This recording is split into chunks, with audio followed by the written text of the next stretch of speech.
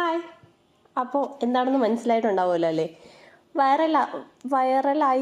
ആയിക്കൊണ്ടിരുന്നതല്ല, വൈറലായി കഴിഞ്ഞ് ടിൻ കുക്കീസിൻ്റെ റെസിപ്പിയാണ് കേട്ടോ. അപ്പോൾ നമുക്ക് റെസിപ്പിയിലോട്ട് പോവാം. അതിന് വേണ്ടിയിട്ട് ഞാൻ ബട്ടർ എടുത്തിട്ടുണ്ട്. കറക്റ്റ് മെഷർമെൻറ്റും കാര്യങ്ങളൊക്കെ ഞാൻ ഡിസ്ക്രിപ്ഷൻ ബോക്സിൽ കൊടുത്തേക്കാം കേട്ടോ. നല്ല സോഫ്റ്റ് ആയിട്ടുള്ള ബട്ടർ എടുക്കാൻ ശ്രദ്ധിക്കണം കേട്ടോ. അതിനുശേഷം ബ്രൗൺ ഷുഗർ ആഡ് ചെയ്ത് കൊടുക്കുന്നുണ്ട്. ബട്ടർ ഒന്ന് ബീറ്റ് ചെയ്ത് തുടങ്ങിയതിന് ശേഷം ബ്രൗൺ ഷുഗർ ഞാൻ 2 പ്രാവശ്യമായിട്ട് ആഡ് ചെയ്ത് കൊടുത്ത് അതും കൂടി ഒന്ന് ബീറ്റ് ചെയ്ത് ഫ്ലഫിയാക്കി എടുക്കുന്നുണ്ട്. അതിനുശേഷം അതിലോട്ട് ഞാൻ വൈറ്റ് ഷുഗർ ആഡ് ചെയ്യുന്നുണ്ട്. അതും ഒന്ന് ബീറ്റ് ചെയ്ത് 2 പ്രാവശ്യമായിട്ട് ആഡ് ചെയ്ത് ബീറ്റ് ചെയ്തൊന്ന് ഫ്ലഫിയാക്കി എടുക്കുന്നുണ്ട്. ഇത് കണ്ടോ, നല്ല ക്രീമി ടെക്സ്ചറായിട്ട് വരും കേട്ടോ. ഞാൻ ഈ സൈഡിലോട്ടൊക്കെ ഇരുന്നതിനെ ഒന്ന് എടുത്ത് ഫ്രണ്ടിലോട്ട് ഇട്ട് കൊടുക്കുന്നുണ്ട്. അതിനുശേഷം നമുക്ക് മുട്ട ചേർത്ത് കൊടുക്കാം. ഒരു മുട്ടയുടെ ആവശ്യമുള്ളൂ കേട്ടോ. ഞാൻ ഈ മെഷർമെൻറ്റാണ് നിങ്ങൾ ഈ കറക്റ്റ് മെഷർമെൻറ്റ് ഞാൻ ഡിസ്ക്രിപ്ഷൻ ബോക്സിൽ കൊടുത്തേക്കാം.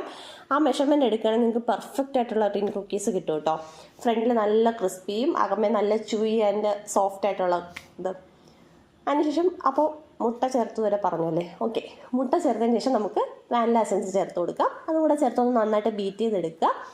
ബീറ്റ് ചെയ്തെടുത്തതിന് ശേഷം നമുക്ക് മൈദ ചേർത്ത് കൊടുക്കാം. മൈദയും കുറച്ച് ബേക്കിംഗ് പൗഡറിൻ്റെ ആവശ്യമില്ല കേട്ടോ. ബേക്കിംഗ് സോഡ ചേർത്ത് നന്നായിട്ടൊന്ന് മിക്സ് ചെയ്തെടുക്കുക.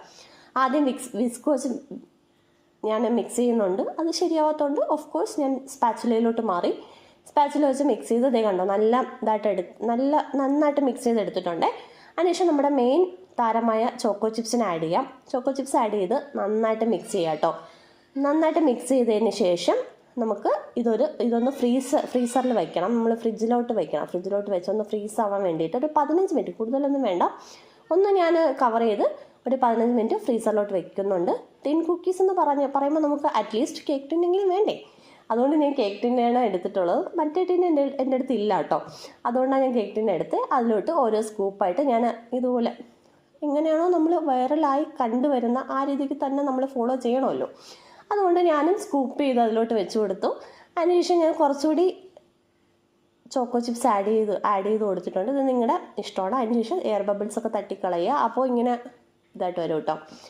അതിനുശേഷം എന്തേ കണ്ടോ, നല്ല നിങ്ങൾ ആദ്യമേ കേട്ടില്ലേ ആ ശബ്ദം?